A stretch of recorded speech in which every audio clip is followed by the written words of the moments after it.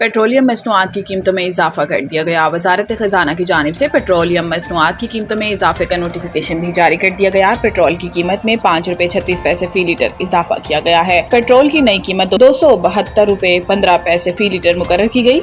High speed diesel की कीमत में 11 रुपए 37 पैसे इजाफा किया गया। हाई स्पीड डीजल की नई कीमत 284 रुपए 35 पैसे फी लीटर मुकर्रर की गई है। पेट्रोलियम मसनूआत की नई कीमतों का इतलाक रात 12 बजे से हो गया है। सराय के मुताबिक मट्टी के तेल की कीमत में 3 रुपए 10 पैसे फी लीटर कमी की गई, जबकि लाइट डीजल ऑयल की कीमत में 1 रुपए 85 पैसे फी लीटर की कमी की गई। 1 जुलाई को पेट्रोल की कीमत में 8 रुपए 36 पैसे फी लीटर इजाफा किया गया था। 1 जुलाई से हाई स्पीड डीजल 10 रुपए 39 पैसे महंगा किया गया था। पेट्रोलियम और हाई स्पीड डीजल पर पेट्रोलियम लीवी बरकरार। हुकूमत की जानिब से पेट्रोल और हाई स्पीड डीजल पर पेट्रोलियम लीवी बरकरार रखी गई है। जनूबी वजीरिस्तान सिक्योरिटी ऑपरेशन में हलाक खारजी के वर्सा का लाश लेने से इनकार। मार्का हक में शिकस्त के बाद भारतीय स्पॉन्सर्ड प्रॉक्सीज पाकिस्तान के अमन को सबूताज करने के दर पे हैं, जिस पर सिक्योरिटी फोर्सेस के जनूबी वजीरिस्तान में भारतीय स्पॉन्सर्ड फितनतुल खारिज के खिलाफ ऑपरेशन कामयाबी से जारी हैं। फोर्सेस के एक कामयाब ऑपरेशन के दौरान खारजी हमीदुल्लाह मारा गया, जो दहशतगर्दी की मुख्तलिफ कार्रवाइयों में मुलविस था। हलाकत के बाद खारजी हमीदुल्लाह के वर्सा ने इसकी लाश लेने से इनकार कर दिया। खारजी हमीदुल्लाह के वालिद का कहना है कि हमीदुल्लाह ने जो दहशतगर्दाना हमले किए वो हमारे अकीदे इस्लाम के बरअक्स और गैर कानूनी है। मैं हुकूमत पाकिस्तान से दरख्वास्त करता हूँ कि वो इसकी लाश को ख़त्म कर दें। खारजी हमीदुल्लाह के भाई का कहना था कि मेरे भाई ने जो हमले किए वो इस्लामी रिवायत के खिलाफ हैं। वजीर खारजा इसहाक डार की चीनी हम मनसब से मुलाकात। सी पैक और दो तरफा ताउन पर तबादला ख्याल। नायब वजीर आजम और वजीर खारजा सेनेटर मोहम्मद इसहाक डार ने त्यांजन में शंघाई ताउन तंजीम SCO के वज़राए खारजा कौंसिल के इजलास के मौका पर चीन के वजीर खारजा वांग यी से मुलाकात की। इसहाक डार ने SCO वजारती इजलास की कामयाब मेजबानी पर चीनी वजीर खारजा को मुबारकबाद दी और कॉन्फ्रेंस के दौरान फराहम की गई शानदार मेहमान नवाजी पर चीनी क़यादत का शुक्रिया अदा किया। दोनों रहनुमाओं के दरमियान मुलाकात में सी पैक, चीन पाकिस्तान इक़्तिसादी राहदारी और कसीरुल मुल्की ताउन समेत बाहमी दिलचस्पी के अमूर पर तफसीली गुफ्तगू हुई। इन्होंने पाकिस्तान और चीन के दरमियान all weather strategic cooperative partnership की मजबूती पर इत्मीनान का इज़हार करते हुए मुख्तलिफ शोबों में जारी करीबी ताउन को सराहा। तरक्की के अहल अफसर को रिटायरमेंट के बाद भी प्रमोशन दी जा सकती है।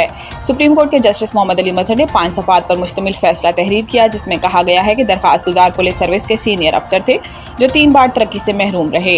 हालांकि इनकी 2013 से 2018 तक तमाम कारकर्दगी रिपोर्ट्स बेहतरीन थी। अदालत ने सिंध हाई कोर्ट का फैसला कलअदम करार देकर हाई पावर्ड सिलेक्शन बोर्ड को हिदायत की कि वो दरखास्त गुजार का केस 2 माह में मेरिट पर दोबारा सुने। अदालती फैसले के मुताबिक 2019 की रिपोर्ट ना होने की वजह फील्ड पोस्टिंग का नाम मिलना था, जबकि तरक्की ना देने की कोई ठोस वजह मौजूद नहीं थी। अदालत ने करार दिया कि हर सरकारी मुलाजिम को परफॉर्मेंस प्रमोशन के लिए ज़ेरे गौर लाया जाना इसका बुनियादी हक है और तरक्की के अहल अफसर को रिटायरमेंट के बाद भी प्रमोशन दी जा सकती है। पंजाब 24 घंटों के दौरान आंधी और बारिशों से हादसात में 12 अफराद जान बहक। तर्जुमान पंजाब रेस्क्यू के मुताबिक लाहौर के इलाके हरबंसपुरा में करंट लगने से भाई और बहन जान बहक हुए, जबकि शेराकोट में 20 साला नौजवान और बहावल नगर के इलाके मिंचनाबाद में मदरसे की छत गिरने से 2 तालिब इल्म जान बहक हुए। मदीना टाउन में करंट लगने से 10 साला बच्चा जान बहक। रेस्क्यू तर्जुमान के मुताबिक ओकाड़ा के इलाके नईमाबाद में आसमानी बिजली गिरने से 2 अफराद जान बहक हुए। पाकपतन के मुख्तलिफ इलाकों में दीवार और छत गिरने से 2 बच्चे, जबकि भक्कर के इलाके जहान खान में छत गिरने से एक शख्स जान की बाजी हार गया। इसके अलावा सूबे में बारिश से होने वाली मुख्तलिफ हादसात में 92 अफराद जख्मी हुए हैं। ACC इजलास बांग्लादेश ने भी भारतीय दबाव मुस्तरद कर दिया। BCB के सदर अमीनुल इस्लाम ने एशियन क्रिकेट काउंसिल इजलास से पहले मुकाम तब्दील करने की अफवाहों को मुस्तरद कर दिया। मंगल को जारी करदा बयान में BCB चीफ ने कहा है कि इन अफवाहों को सख्ती से तस्दीद की कि आने वाली एशियन क्रिकेट काउंसिल की सालाना जनरल मीटिंग का मुकाम तब्दील करके दुबई मुंतकिल करना पड़ सकता है और वाज़ेह किया कि ये इजलास तयशुदा शेड्यूल के मुताबिक 24 जुलाई को ढाका में मुनक्किद होगा। ज़राए के मुताबिक भारत की इजलास में शिरकत गैर यकीनी थी और कहा जा रहा था कि सियासी कशीदगी के बायस ये इजलास दुबई मुंतकिल किया जा सकता है। अमीनुल इस्लाम ने इस हवाले से मीडिया को बताया कि तमाम तैयारियां मुकम्मल हैं और हमें पूरा यकीन है कि तमाम अरकान ममालिक इस इजलास में शिरकत करेंगे।